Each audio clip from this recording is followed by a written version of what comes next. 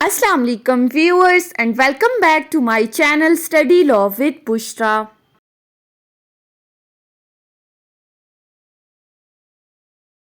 So we were discussing Civil Procedure Code 1908 and in this video we are going to discuss Order 9 of CPC. But before starting the discussion, I request you all to please subscribe to my channel and don't forget to press the bell icon for latest updates. Do share this video with your friends and don't forget to comment your feedback. So let's move towards the discussion. Order 9 of CPC deals with the topic of appearance of parties and consequences of their non appearance. अब अगर आप इस order का title देखें तो इसमें हमें क्या बताया गया है कि पार्टीज का कोर्ट में अपीयर होना। पार्टीज कौन? प्लेंटिफ और डिफेंडेंट। और अगर यही पार्टीज कोर्ट में अपीयर नहीं होती तो इसके कॉन्सिक्वेंसेस क्या होंगे, इन तमाम चीज़ों के साथ डील करता है ये ऑर्डर। ऑर्डर 9 रूल 1 से स्टार्ट करते हैं। रूल 1 डील करता है parties to appear on a day fixed in summon for defendant to appear in and answer।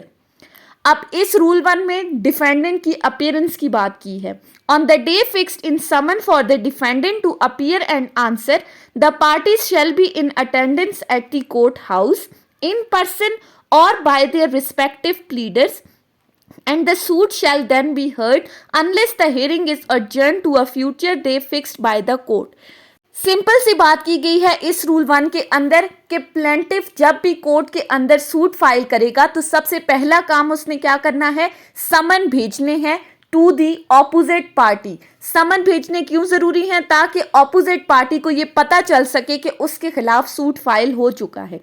अब इस रूल 1 में कहा जा रहा है कि जब ये समन डिफेंडेंट को मौसूल हो जाएंगे तो डिफेंडेंट के लिए ज़रूरी है कि वो कोर्ट के अंदर या तो पर्सनली अपीयर हो या अपने रिस्पेक्टिव प्लीडर के थ्रू कोर्ट के अंदर अपीयर हो उस फिक्स डेट के ऊपर जो कि समन में लिखी गई है, और कोर्ट के अंदर आके वो अपने सूट को कंटेस्ट करे। फिर ये जो सूट कोर्ट में फाइल किया जाएगा इसको बाकायदा सुना जाएगा और अगर तो कोर्ट चाहे तो इसको एडजर्न भी कर सकती है फॉर फ्यूचर डेट। पहली बात रूल 1 में। उसके बाद आ जाते हैं रूल 2 के ऊपर। रूल 2 बात करता है dismissal of the suit where summon not served in consequence of plaintiff's failure to pay cost। अब टाइटल से ही जाहिर है कि सूट डिसमिस किया जाएगा किन बेसिस के ऊपर? जब प्लेंटिफ ने समन की फी कोर्ट में सबमिट नहीं की। Where on the day fixed it is found that the summon has not been served upon the defendant in consequence of the failure of the plaintiff to pay the court fee or postal charges if any chargeable for such service, the court may make an order that the suit be dismissed। अब rule 2 में कहा गया है, ऊपर हमने क्या कहा, defendant को समन भेजने जरूरी है ताकि उसको पता चल सके कि उसके खिलाफ कोर्ट में सूट फाइल हो चुका है। अब ऑर्डर 7 रूल 9 हमें क्या कह रहा था? प्लेंट में हमने पढ़ा था कि प्लेंटिफ के लिए जरूरी है उसने अपने सूट के साथ समन की फी भी कोर्ट में सबमिट करनी है। इस रूल 2 में कहा गया है कि अगर तो प्लेंटिफ ये कॉस्ट ये फी पे नहीं करता समन की, जिसकी वजह से डिफेंडेंट को समन सर्व नहीं होते, तो कोर्ट के पास क्या ऑप्शन है कि वो पहली बात प्लेंटिफ का सूट जो है वो डिसमिस कर देगी, डिसमिसल ऑफ द सूट का ऑर्डर दे देगी। इसी के साथ एक प्रोवाइजो अटैच की गई है that no such order shall be made although the summon has not been served upon the defendant if on the day fixed for him to appear and answer he attend in person or by agent when he is allowed to appear by the agent। अब proviso में ये कहा जा रहा है कि although defendant को समन मौसूल नहीं हुए प्लेंटिफ की गलती की वजह से कि उसने कोर्ट में समन की फी सबमिट नहीं की थी, जिसकी वजह से डिफेंडेंट तक समन नहीं पहुंच सके। अब अगर इसके बावजूद डिफेंडेंट कोर्ट में पर्सनली अपीयर हो जाता है या अपने प्लीडर के थ्रू अपीयर हो जाता है और वो सूट को बाकायदा कंटेस्ट करता है, तो ऐसी सूरत में ये डिसमिसल का ऑर्डर पास नहीं किया जाएगा जो हमने ऊपर डिस्कस किया है कि dismissal of the suit on the basis of the plaintiff's failure to pay the cost. जहां पर डिफेंडेंट कोर्ट के अंदर अपीयर हो गया, उसको किसी तरह से पता चल गया कि मेरे खिलाफ सूट फाइल हो चुका है, तो फिर प्लेंटिफ के इस सूट को डिसमिस नहीं किया जाएगा। सो जनरल रूल के साथ एक प्रोवाइजो अटैच की गई है। उसके बाद आ जाते हैं रूल 3 के ऊपर। रूल 3 बात करता है where neither parties appears suit to be dismiss. अब यहां पर भी आप टाइटल से समझ गए होंगे कि जब कोई भी पार्टी कोर्ट में नहीं आएगी तो सूट को डिसमिस कर दिया जाएगा। Where neither party appears when the suit is called on for hearing the court may make an order that the suit be dismiss. Plaintiff ने सूट फाइल किया, डिफेंडेंट को समन भेजा, फिक्स डेट के ऊपर ना प्लेंटिफ कोर्ट के अंदर appear हुआ है ना डिफेंडेंट कोर्ट के अंदर अपीयर हुआ है। जब दोनों पार्टीज में से कोई भी पार्टी कोर्ट के अंदर अपीयर नहीं होती तो कोर्ट के पास ये ऑप्शन है कि कोर्ट उसी वक्त सूट को डिसमिस करने का ऑर्डर दे सकती है। रूल 3 सिंपल सा था, dismissal of the suit on the basis of non appearance of the both the parties to the suit. उसके बाद आ जाते हैं रूल 4 के ऊपर। रूल 4 बात करता है plaintiff may bring fresh suit or the court may restore the suit to file। पहली बात, या तो वो फ्रेश सूट फाइल कर सकता है या कोर्ट उसके सूट को रिस्टोर कर सकती है। किन सिचुएशंस में? Where a suit is dismissed under rule 2 और रूल 3। जहां पर सूट डिसमिस हो चुका है अंडर रूल 2 या रूल 3। रूल 2 में हमने क्या कहा था? Plaintiff's failure to pay the cost of the summon suit will be dismissed. Rule 3 में हमने कहा when neither party appears suit will be dismiss. अगर इन दोनों सिचुएशंस के अकॉर्डिंग प्लेंटिफ का सूट डिसमिस कर दिया है तो प्लेंटिफ के पास रूल 4 के अंदर क्या राइट है? ही में subject to the law of limitation bring a fresh suit. Plaintiff के पास ये राइट है कि वो लॉ ऑफ लिमिटेशन के अकॉर्डिंग कोर्ट के अंदर इसी कॉज ऑफ एक्शन से रिलेटेड एक फ्रेश सूट फाइल कर सकता है। अगर तो लिमिटेशन पीरियड है उस सूट से रिलेटेड तो फिर तो वो फ्रेश सूट फाइल कर सकता है। अगर लिमिटेशन पीरियड नहीं है तो फिर क्या होगा? ही में apply for an order to set the dismissal aside. तो फिर वो कोर्ट के अंदर एक एप्लीकेशन फाइल कर सकता है कि कोर्ट ने ये जो सूट को डिसमिस करने का ऑर्डर पास किया है इसको सेट असाइड किया जाए और प्लेंटिफ के सूट को रिस्टोर किया जाए। And if he satisfies the court that there was a sufficient cause for his not paying the court fee and postal charges required within the time fixed before the issue of the summon or for his non-appearance as the case may be, the court shall make an order setting aside the dismissal and shall appoint a day for proceeding with the suit। Court के अंदर उसने application file की dismissal को set aside करने के लिए, और साथ ही साथ अगर वो कोर्ट को सेटिस्फाई कर देता है, सफिशिएंट रीजन प्रोवाइड करता है कि किस वजह से उसने कोर्ट फी पे नहीं की, समन की फी पे नहीं की या किस वजह से वो कोर्ट के अंदर अपीयर नहीं हो सका, अगर तो ये सफिशिएंट रीजंस वो कोर्ट को प्रोवाइड कर देता है और कोर्ट सेटिस्फाई हो जाती है तो फिर कोर्ट ऑर्डर करेगी कि इसके इस डिसमिसल ऑफ द सूट को सेट असाइड किया जाए, इसके सूट को रिस्टोर किया जाए और फिर साथ ही साथ एक डे फिक्स कर देगी for hearing of that suit, और फिर उस डेट पर दोनों पार्टीज को कोर्ट के अंदर अपीयर होना पड़ेगा। सो सिंपली रूल 4 में क्या कहा? अगर तो लिमिटेशन पीरियड अवेलेबल है तो प्लेंटिफ फ्रेश सूट फाइल कर सकता है, लिमिटेशन पीरियड अवेलेबल नहीं है तो वो सेट असाइड के लिए एप्लीकेशन फाइल कर सकता है। उसके बाद आ जाते हैं रूल 5 के ऊपर। रूल 5 बात करता है dismissal of the suit where the plaintiff after the summon returns unserved fails for 3 months to apply for fresh summon। Rule 5 में भी डिसमिसल ऑफ द सूट की बात की है। कब? जब समन जो है वो अनसर्व वापस आ जाए और प्लेंटिफ ने 3 महीने के अंदर अंदर फ्रेश समन के लिए एप्लीकेशन नहीं दी।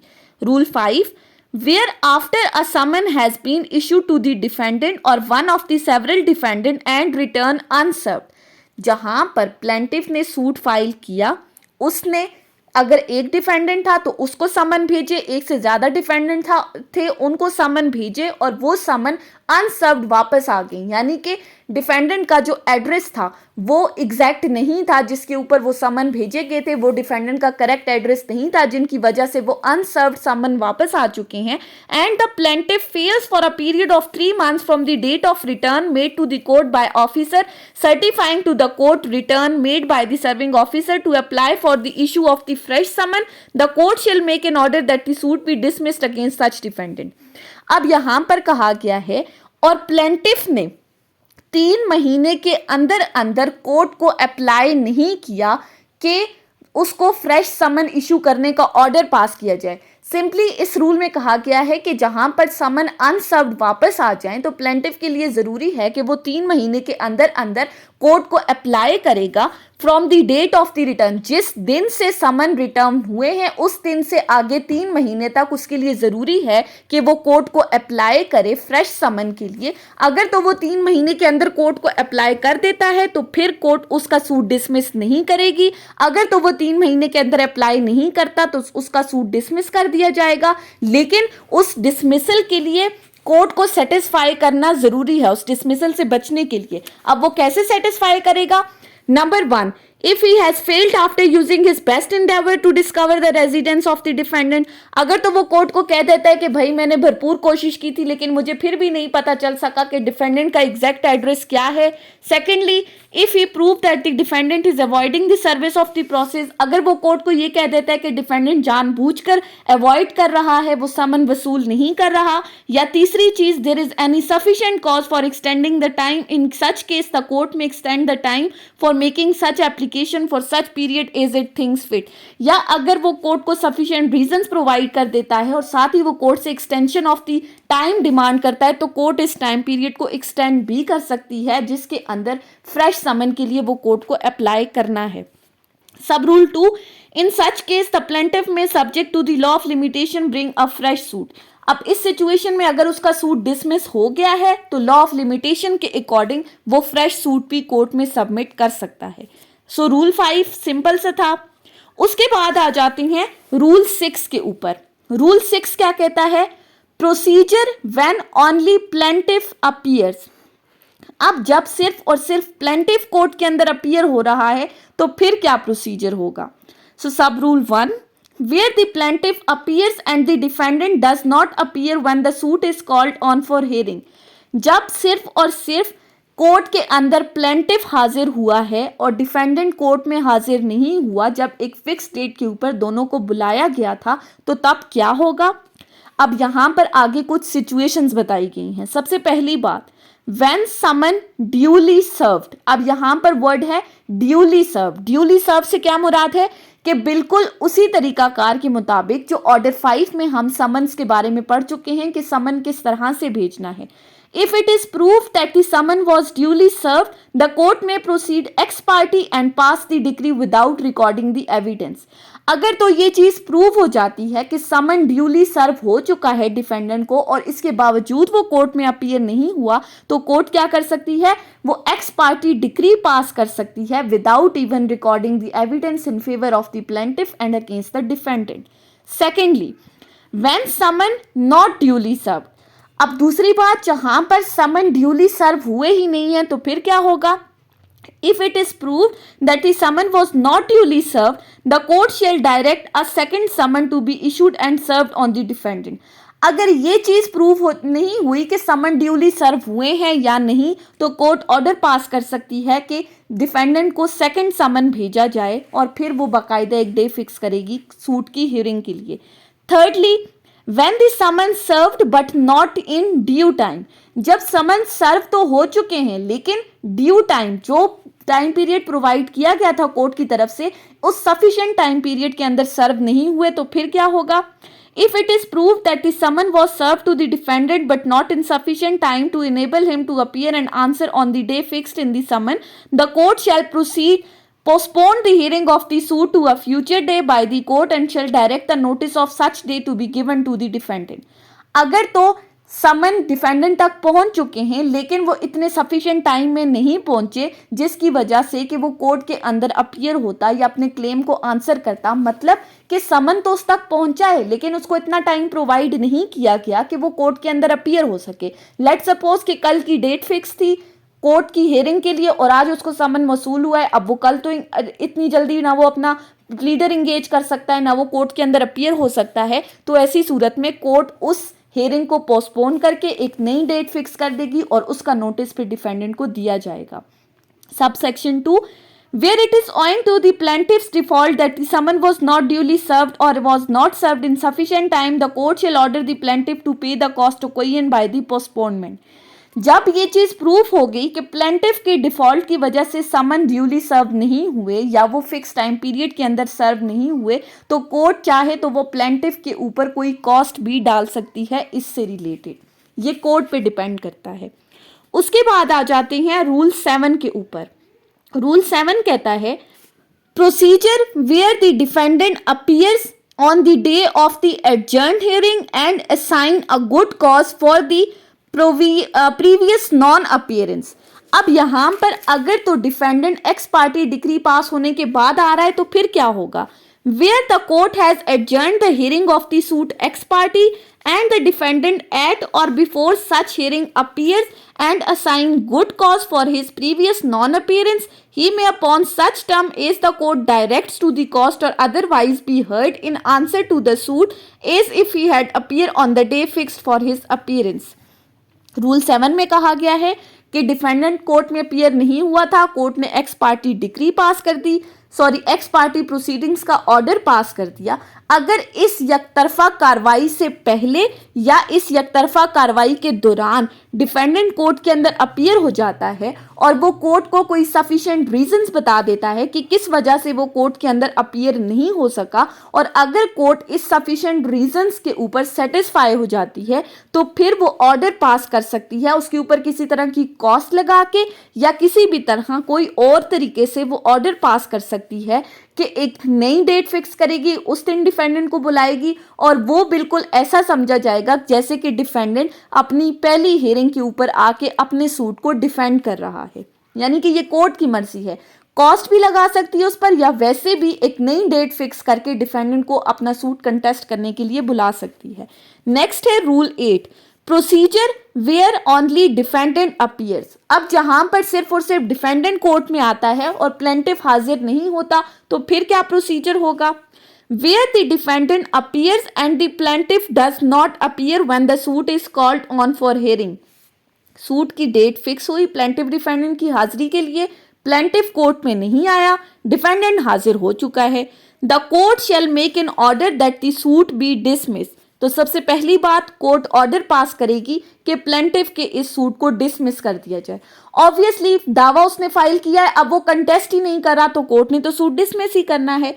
Unless the defendant admits the claim or part thereof, in which case the court shall pass a decree against the defendant upon such admission, and where the part only of the claim has been admitted shall dismiss the suit so far as it relates to the remainder।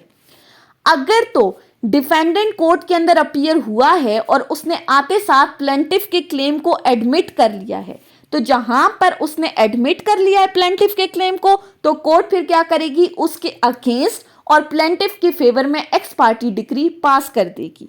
लेकिन अगर तो उसने plaintiff के claim को partly जो है वो admit किया है तो वहां पर प्लेंटिफ का सूट डिसमिस कर दिया जाएगा। ये टोटली कोर्ट पे डिपेंड करता है। अब ऐसा तो होता नहीं है कि प्लेंटिफ सूट फाइल करके गायब हो जाए और कोर्ट में अपीयर ना हो, लेकिन यहाँ पर रूल ऐड कर दिया गया है कि अगर प्लेंटिफ ना आए तो फिर क्या कार्रवाई होगी। अब इसी के साथ नेक्स्ट है रूल 9। रूल 9 बात करता है decree against the plaintiff by default bars the fresh suit. अब इस रूल 9 में प्रोसीजर बताया गया है कि जब प्लेंटिफ के अगेंस्ट रूल 8 के अंदर डिक्री पास हो गई तो फिर क्या होगा। So basically rule 9 is related to rule 8 where a suit is wholly और पार्टली डिसमिस्ड अंडर रूल 8। अब जो रूल 8 में हमने कहा कि जहां पर प्लेंटिफ का सूट डिसमिस कर दिया जाता है तो फिर प्लेंटिफ के पास क्या राइट है? The plaintiff shall be precluded from bringing a fresh suit in respect of the same cause of action. तो फिर ये रूल 9 प्लेंटिफ के ऊपर बार लगा रहा है कि जहां पर उसकी नॉन अपीयरेंस की वजह से उसका सूट डिसमिस कर दिया है, अब वो इस सेम कॉज ऑफ एक्शन से रिलेटेड फ्रेश सूट फाइल नहीं कर सकता। But he may apply for an order to set the dismissal aside, and if he satisfy the court that there was a sufficient cause for his non-appearance when the suit was called on for hearing, the court shall make an order setting aside the dismissal upon such term as to the cost or otherwise as it thinks fit, and shall appoint a day for proceeding with the suit।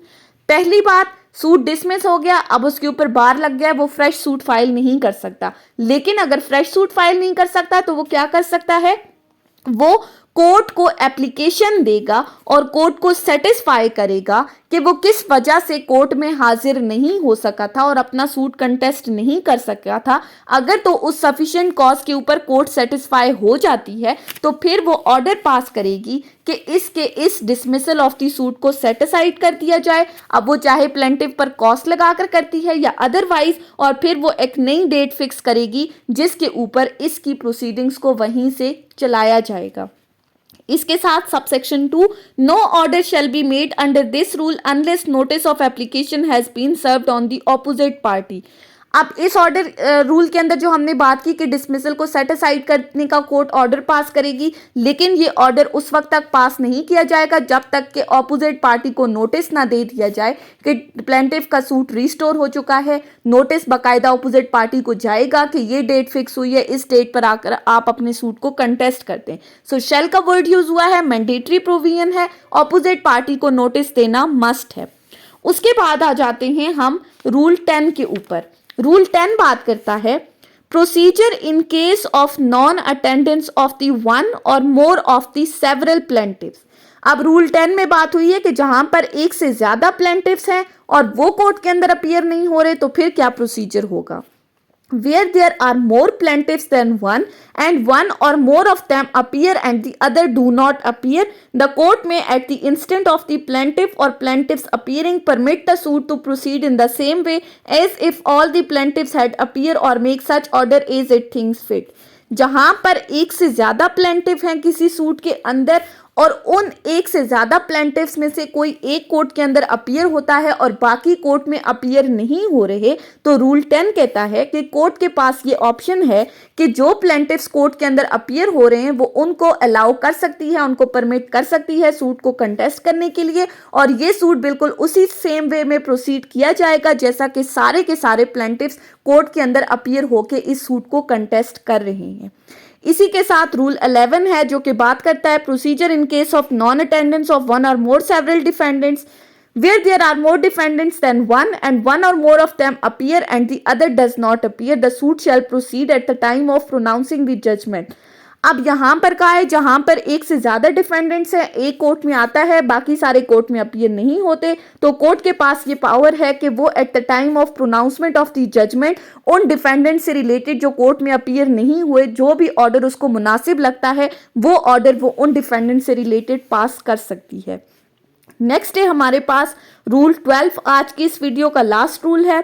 Rule 12 treat करता है consequence of non attendance without sufficient cause shown of the party order to appear in person. अगर तो किसी party को personally court ने बुलाया है और वो कोर्ट में अपीयर नहीं होती तो उसका क्या कॉन्सिक्वेंस होगा। Where a plaintiff or defendant who has been ordered by the court to appear in person does not appear in person or so shows sufficient cause to the satisfaction of the court for failing so to appear, he shall be subject to all the provisions of the foregoing rule applicable to plaintiff and defendant respectively who do not appear। जहां पर plaintiff या defendant दोनों में से court ने personally किसी को हाजिर होने का कहा है और वो दोनों में से पार्टीज में से कोई भी कोर्ट के अंदर पर्सनली अपीयर नहीं हो रहा और ना ही वो कोर्ट को कोई सफिशिएंट रीजंस प्रोवाइड कर रहे हैं कि वो किस वजह से पर्सनली कोर्ट में हाजिर नहीं हो सके, तो रूल 12 में कहा गया है कि इससे पहले जो हम non appearance of the party से रिलेटेड प्रोविजंस डिस्कस कर चुके हैं, चाहे वो प्लेंटिफ की नॉन अपीयरेंस है या डिफेंडेंट की नॉन अपीयरेंस है, तो इस सिचुएशन में भी वही तमाम प्रोविजंस एप्लीकेबल होंगी जो हम इससे पहले डिस्कस कर चुके हैं। सो ये थी हमारी आज की डिस्कशन ऑर्डर 9 रूल 1 से लेकर रूल 12 के ऊपर। आई होप कि आपको ये लेक्चर समझ में आया होगा अगर आपने इस वीडियो को अटेंटिवली सुना है तो। अगर आपको ये वीडियो अच्छी लगी है तो इस वीडियो को लाइक करें, कमेंट करें और चैनल को ज़रूर सब्सक्राइब करें। Thank you so much for watching this video. Till then, अल्लाह हाफिज़।